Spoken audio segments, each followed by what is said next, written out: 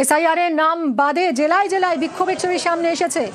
আপনাদের দেখাবো মাটিয়ার ধান্যকুড়িয়ায় টাকি রোড অবরোধ করেছেন 3টি বুথে 679 জনের নাম বাদ, আর তাতেই বিক্ষোভ।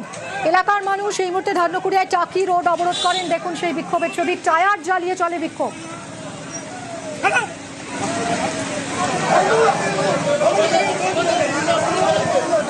একত্রিশ, 33 এবং 34 নম্বর বুথে 679 জনের নাম বাদ। কথা বলবো, জিয়াউল রয়েছে আমার সঙ্গে। জিয়াউল, এই যাদের নাম বাদ গেছে তারা কি বলছেন, কি অভিযোগ তাদের? দেখো, একটা অভিযোগ, সমস্ত বৈধ কাগজপত্র দেওয়া হয়েছে এবং তাদের 2002 এর নামও ছিল ভোটার লিস্টে।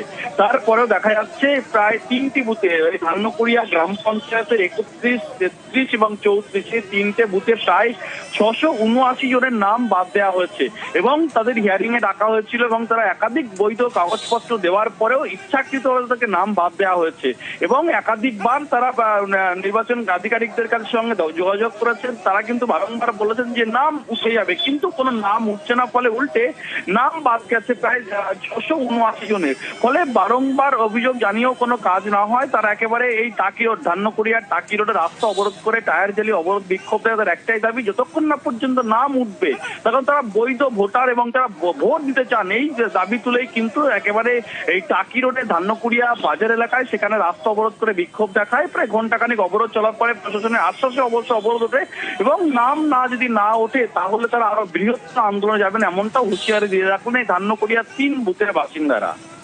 ধন্যবাদ জিয়াউল। বাংলার এসআইআর মামলায় ফের সুপ্রিম শুনানি শুরু হয়েছে। প্রায় সম্পূর্ণ বিচারাধীন বিচার প্রক্রিয়া। 59,15,000 নামের নিষ্পত্তি সুপ্রিম কোর্টে জানান কমিশনের আইনজীবী। মালদায় 8 লক্ষেরও বেশি অ্যাডজুডিকেশন। মালদায় ঘেরাও সত্ত্বেও বিচারাধীন বিচার। শুনানিতে মন্তব্য প্রধান বিচারপতি সূর্যকান্তের। ইতিমধ্যেই শুনানি শুরু হয়েছে এবং প্রধান বিচারপতি সূর্যকান্ত বলেন দুপুর 12টা 4 পর্যন্ত 59,15,000 নাম অ্যাডজুডিকেশন যাচাই সম্পন্ন হয়েছে বলে জানিয়েছেন হাইকোর্টের প্রধান বিচারপতি। ফলে এখনো পর্যন্ত তবে পুরো প্রক্রিয়া শেষ হয়ে যাওয়ার কথা। তখন আইনজীবী নাইডু বলেন ফেজ 1 হয়েছে, 26,000 মতো এখনো পেন্ডিং রয়েছে। নাইডু আরও জানান আজকের মধ্যে গোটা প্রক্রিয়া শেষ হবে বলে তাদের কাছে তথ্য রয়েছে। বিচারপতি সূর্যকান্ত প্রধান বিচারপতি, তিনি বলেন মালদায় 8 লক্ষেরও বেশি নাম অ্যাডজুডিকেশন তালিকায় ছিল। এত ঘেরাও সত্ত্বেও গতকাল রাতে তা শেষ হয়েছে। প্রধান বিচারপতি আরও বলেন সিগনেচারের কাজ শেষ হওয়া বাকি রয়েছে, সেটা রিয়েল টাইমে শেষ না হওয়ায় কিছুটা সমস্যা হচ্ছে বলে জানিয়েছেন হাইকোর্টের প্রধান বিচারপতি। আইনজীবী নাইডু বলেন আমরা আজকের মধ্যে সেটা করে দেব। ট্রাইব্যুনালের কাজ এগোচ্ছে, আমরা নোডাল অফিসার নিয়োগ করেছি। 2 জন প্রার্থীর আবেদন ডিসপোজড হয়েছে ইতিমধ্যেই, জানান কমিশনের আইনজীবী। কমিশনের আইনজীবী এই কথা বলার পরই বিচারপতি বাগচি, তিনি বলেন আপনারা অফিস তৈরি করছেন, আপনারা নোডাল অফিসার নিয়োগ করেছেন, তিনি যদি সঙ্গে সঙ্গে রিসিট দিয়ে দিতে পারেন। আইনজীবী নাইডু জানান অনলাইনে রিসিট দেওয়া হচ্ছে, আমরা অফলাইনের বিষয়টিও দেখে নিচ্ছি। এই মুহূর্তে শুনানি চলছে।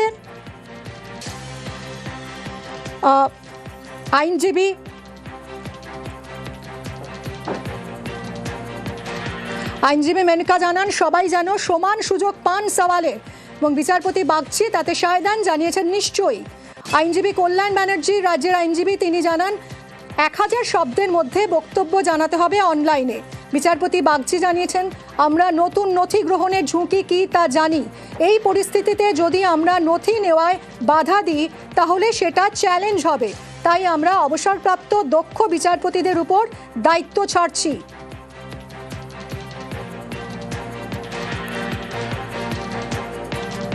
জাস্টিস বাগচি বলেন 1990 থেকে 1995 সালে জন্ম নেওয়া ব্যক্তিদের 2024-25 সালে জন্ম শংসাপত্র জারি করেছেন আপনারা, সেটা সন্দেহজনক মনে হবেই।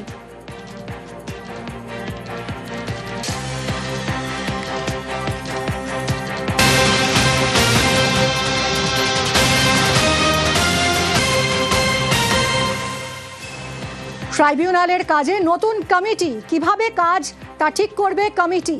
অবসরপ্রাপ্ত বিচারপতিদের নিয়ে এই কমিটি গঠন হবে। ট্রাইব্যুনালের কাজে নতুন কমিটি গঠন হবে, কিভাবে কাজ হবে তা ঠিক করবে এই কমিটি। অবসরপ্রাপ্ত বিচারপতিদের নিয়ে এই কমিটি গঠন করা হবে।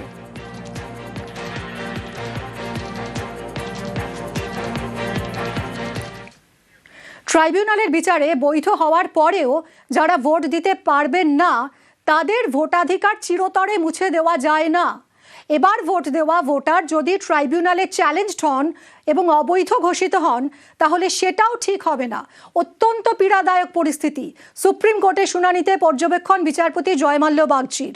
ট্রাইব্যুনালের পরে বৈধ ভোটারের অধিকার যেন খর্ব না হয় এবং কোনো অবৈধ ভোটার যেন ভোট না দিতে পারেন। বুধবার এসআইআর মামলায় এই মন্তব্য করে সুপ্রিম কোর্ট। যদিও ট্রাইব্যুনালে বৈধ হলেই কি এবার ভোটার তালিকায় নাম উঠবে, ভোট দিতে কি পারবেন, এই নিয়ে সংশয় এখনো রয়েছে।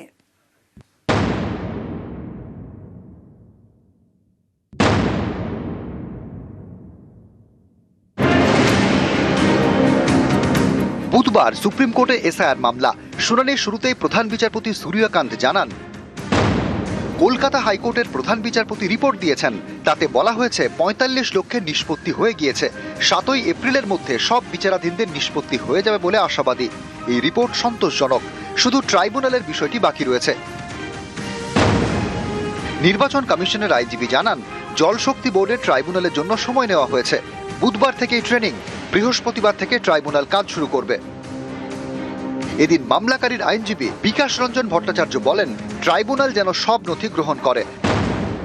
তখন বিচারপতি জয়মাল্য বাগচি বলেন, ট্রাইব্যুনাল চাইলে জমা পড়া নথি দেখতে পারে, অতিরিক্ত নথি জমা নিতে পারেন। দুটি নিরপেক্ষ প্রক্রিয়া চালাচ্ছি। বৈধ ভোটারের ভোটদান সাংবিধানিক অধিকার।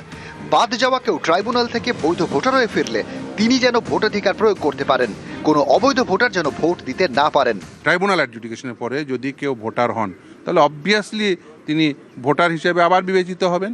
ফলে এইটা নয় যে বেসিক্যালি মানে এখন যা অ্যাডজুডিকেটেড হয়েছে, ধরুন ৪৭ লাখ এখনো পর্যন্ত অ্যাডজুডিকেশন হয়ে গেছে। ফলে অ্যাডজুডিকেটেড যারা কেউ ধরুন ডিলিট হয়ে গেছে তার নাম যদি ট্রাইব্যুনাল আবার ইনক্লুড করে দেয় তাহলে অবভিয়াসলি তিনি ভোটার হিসেবে ট্রিটেড হবেন।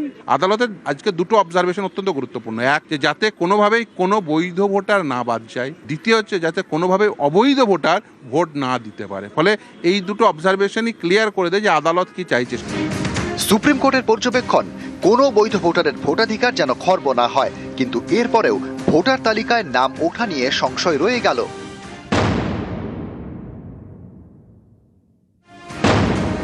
২৩ এপ্রিল বৃহস্পতিবার ১৫২টি কেন্দ্রে প্রথম দফার ভোট। এই কেন্দ্রগুলির জন্য গত সোমবার শেষ সাপ্লিমেন্টারি তালিকা প্রকাশ করে কমিশন। এর প্রেক্ষিতে ভোটার লিস্ট চূড়ান্ত করে ফেলা হয়েছে। তা প্রকাশ করা হবে ৬ এপ্রিল। সেদিন প্রথম দফার মনোনয়ন জমা দেওয়ার শেষ দিন। নিয়ম অনুযায়ী মনোনয়ন জমার শেষ দিন যে ভোটার তালিকা সেই অনুযায়ী ভোট হয়। এখানেই অনেকের প্রশ্ন, যাদের নাম বাদ পড়তে পারে তাদের ভোটের ভবিষ্যৎ কি? সুপ্রিম কোর্টে কমিশনের আইনজীবী জানিয়েছেন, ২রা এপ্রিল থেকে ট্রাইব্যুনাল কাজ শুরু করবে। আর ৬ এপ্রিল মনোনয়ন জমার শেষ দিন, সেদিনের তালিকাতেই ভোট হবে। এই ৬ এপ্রিলের পরে কেউ ট্রাইব্যুনালে বৈধ ভোটার প্রমাণিত হলে কি হবে? বৈধ ভোটার হওয়া সত্ত্বেও তিনি কি লিস্টে নাম তুলতে পারবেন? তিনি কি এবার আর ভোট দিতে পারবেন? এ নিয়ে সংশয় রয়ে গেল। বুধবার বিচারপতি জয়মাল্য বাগচির পর্যবেক্ষণ, কমিশনের ঠিক করা কাট অফ ডেটের মধ্যে ট্রাইব্যুনালের বিচারে বৈধ ভোটারদের নাম সাপ্লিমেন্টারি তালিকায় উঠল। তিনি ভোট দিতে পারলেন। আবার ট্রাইব্যুনালের বিচারে বৈধ কিন্তু কমিশনের কাট অফ ডেটের জন্য সাপ্লিমেন্টারি তালিকায় নাম উঠল না, তিনি ভোট দিতে পারলেন না। ট্রাইব্যুনালের বিচারে বৈধ হওয়ার পরেও যারা ভোট দিতে পারবেন না তাদের ভোটাধিকার চিরতরে মুছে দেওয়া যায় না। এবার ভোট দেওয়া ভোটার যদি ট্রাইব্যুনালে চ্যালেঞ্জড হন এবং অবৈধ ঘোষিত হন তাহলে সেটাও ঠিক হবে না। অত্যন্ত পীড়াদায়ক পরিস্থিতি বলে মন্তব্য করেন বিচারপতি জয়মাল্য বাগচি। যে ট্রাইব্যুনাল অ্যাডজুডিকেশনের পরে কেউ ভোটার হিসেবে ট্রিটেড হতে পারবেন না, নিশ্চিতভাবে ভোটার হিসেবে তিনি অবভিয়াসলি ট্রিটেড হবেন। এখন দ্বিতীয় যে প্রশ্নটি সেটা হচ্ছে যে কি এই ভোটে ট্রিটেড হবেন নাকি সামনের ভোটে, সেই নিয়ে আদালতের কোনো স্পেসিফিক আজকে কোনো নির্দেশ হয়নি, কিন্তু অবভিয়াসলি তিনি ভোটার হিসেবে তো অবভিয়াসলি ট্রিটেড হবেন। এদিন মমতা বন্দ্যোপাধ্যায়ের আইনজীবী শ্যাম দেওয়ান আদালতে জানান, নাম যুক্ত হওয়ার হার ৫৫%, বাদ দেওয়ার হার ৪৫%। নাম বাদ যাওয়ার হার অত্যন্ত বেশি। ট্রাইব্যুনালের হাতে বড় দায়িত্ব রয়েছে, সংখ্যাটা বিপুল, অথচ সবাই ম্যাপ ভোটার। এ নিয়ে প্রধান বিচারপতি সূর্যকান্ত বলেন, এ বিষয়ে মন্তব্য করব না, কারণ এক পক্ষ বলবে এই বাদ যাওয়াটা বৈধ আর বাকিরা বলবেন অবৈধ। ট্রাইব্যুনালকে ইমিডিয়েটলি একটা সেট আপ করেছে কলকাতাতে, সব হিয়ারিং গুলো হবে। Tribunal will decide the case on the basis of the merit. Tribunal যেটা ডিসাইড করবে সেটাই ফাইনাল। ইলেকশন কমিশন অবজেকশন দিয়েছিল নতুন ডকুমেন্ট দেওয়ার জন্য। কোর্ট বলেছে না, যে ডকুমেন্ট যারা দেবে সেই ডকুমেন্টের ভিত্তিতে ট্রাইব্যুনাল উইল ডিসাইড। অ্যাপিলের ক্ষেত্রে যেটা অ্যাডজুডিকেশন অফিসারদের কাছে যে রেকর্ড ছিল সেই রেকর্ডটাকে ট্রাইব্যুনালে প্লেস করতে হবে। কি কারণে রিজেক্ট করেছে সেই রিজেকশনের কারণটা ট্রাইব্যুনালকে দেখাতে হবে। ট্রাইব্যুনাল সেই রিজেকশনের কারণটা যারা অ্যাপিল করেছে তাদেরকে দেখাবে। প্রথম দফার ভোটে মনোনয়ন জমা দেওয়ার শেষ দিন 6 এপ্রিল। কমিশনের নিয়ম অনুযায়ী সেদিনের প্রকাশিত তালিকাতেই হবে প্রথম দফার ভোট। এই 6 এপ্রিলে সুপ্রিম কোর্টে ফের শুনানি। নিউজ 18 বাংলা।